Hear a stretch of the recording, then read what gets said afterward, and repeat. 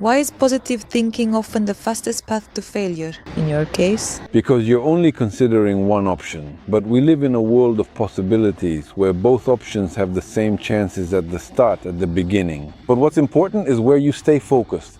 You're focused. That's why you always need to stay focused on the desired outcome, the one you want to achieve in the end. But you also need to keep in mind that the worst case scenario is possible too. Then the likelihood that you'll reach the best case scenario is higher than if you just ignore the possibility thinking, no, that can't happen, and only focus on the positive. That's when you usually lose. Can you give an example from your life? In my personal life, I have always considered both options. The only mistakes I've made in my life, personally regarding positive thinking, are that sometimes I would think about how a particular situation could unfold, both the right and wrong way, both positively and negatively, but I wouldn't place myself on that chessboard.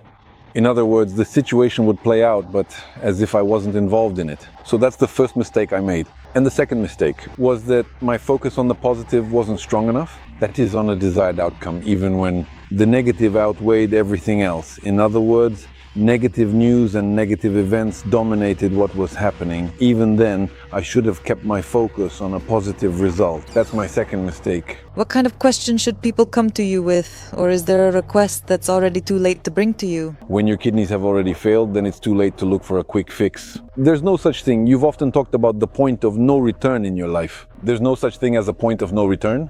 There is nothing that you can't fix, or at the very least improve the situation or position you find yourself in. It's very hard. It's easy to say, but very difficult to do, because a lot of people show off, this and that. But what if you accidentally took a life?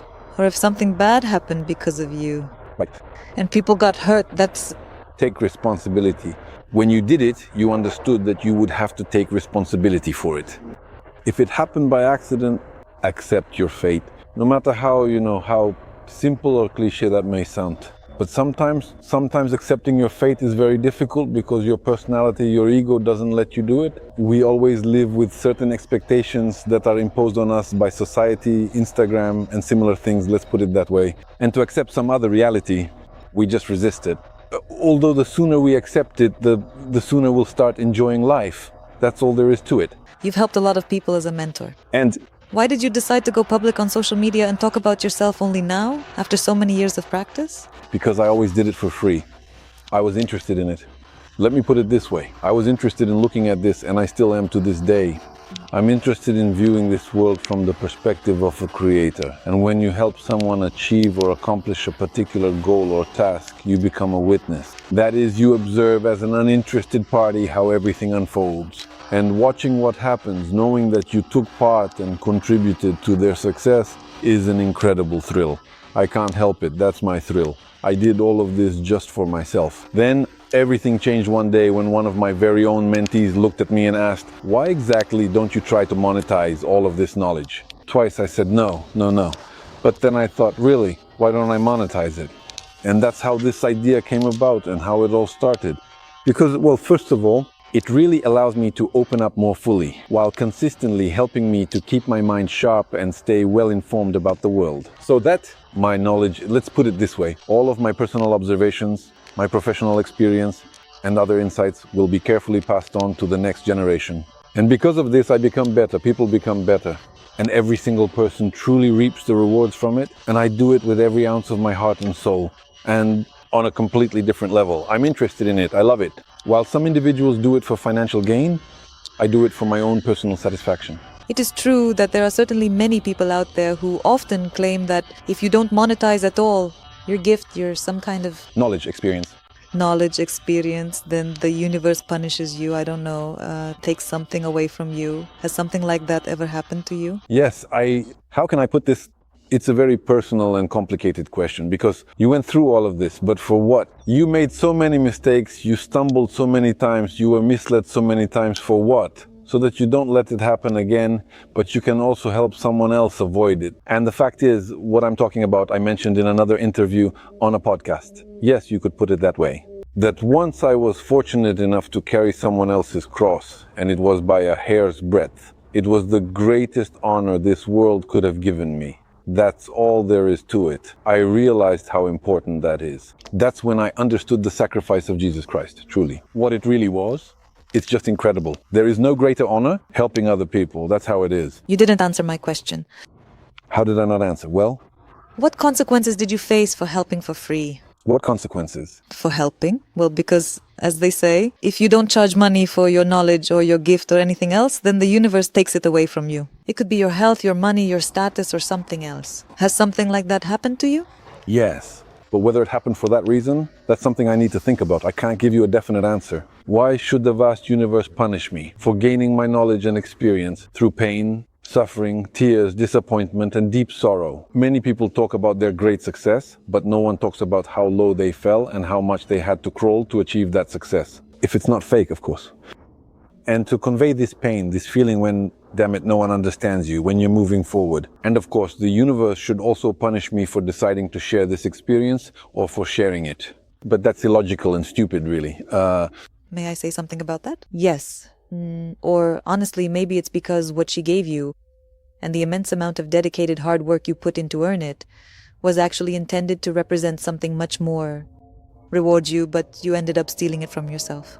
And if no one else pays for it, then you'll have to pay for all of it for that gift of yours. For your gift, yes. Well, for your gift, for your skills, knowledge, and hard work, that's it. And it turns out you never rewarded yourself, kind of, or others didn't reward you, so you were stealing from yourself. When you do something for others for free, you're always stealing from yourself. Let me put it this way. When you do something for someone for free, I used to do that. Look, it's very simple. Here it's a little, I wouldn't say that I did it for others. I just said that for me, I realized that there is no greater honor this world can give than to carry someone else's cross, even if only by a millimeter. Although you can't carry more than that because it would be dangerous for your health, for your life in general, but there's too much noise. It distracts me. But I actually did it by helping others. First and foremost, I got a kick out of it. I didn't do it because I was sacrificing myself, damn it, for them, so that they would be happy. No, don't make myself out to be like that. It's always risky. You'd have to be just an idiot who in the end, you're simply an idiot. If you do it, if you really sacrifice your life, your everything for Others? For others, then, there's a very interesting saying I saw online. It's comfortable to ride a donkey until you buy a horse. So you're the donkey that people ride until they buy a horse. Once they buy a horse, not a single one of them will be grateful to you. They'll forget about you just like they forgot about the donkey they used to ride. What is the most common request people come to you with as a mentor? The most common request is when a person is stuck in a rut. But often the stagnation happens because the person was running a business, working, doing things, it doesn't matter what, and then for some period of their life, they stop doing it due to various circumstances. Health, rest, moving to a new place, and so on. And then a kind of procrastination sets in when it comes to starting everything over again. You have to somehow, since our brain likes to slack off, so to speak, it gets used to it. And it's very hard to break out of that. It's that very first step, starting over, that's needed to get the process going. And that's the request I most often get to help them take that first step. Or in some cases, for example, to help take the next step, because sometimes things like relationships or other distractions get in the way. Or you can't concentrate because you're sabotaging yourself. In other words, even the inner child has this problem. You can't take the next step either. So when there's stagnation, when you're stuck, that's when people come to me. That's when, little by little, like a best friend, I'm there with you and guide you step by step out of that state, out of the situation you found yourself in, simply showing you things from the outside without sugarcoating anything. Just as they are, because when you're involved, when you're emotionally invested in something, it's very hard to look at the situation from the outside. And I help you see it in its full scope and beauty, so to speak, just as it really is. What, for you personally, is a red flag in a person you would never work with? As a mentor? I'm mad when someone says one thing and 5 minutes later completely changes their mind. I think these people, they're madmen. They need a psychiatrist, a psychologist, not a mentor. No one can save them. That's already clinical. When people don't know the value of their own word, when they have no principles, that's a red flag for me. Well, they're crap, these people. Let's call them that. Because, you know, it's interesting when you observe as a bystander how another person fulfills themselves in this life, how they move step by step, how things work out for them, you rejoice with them and so on.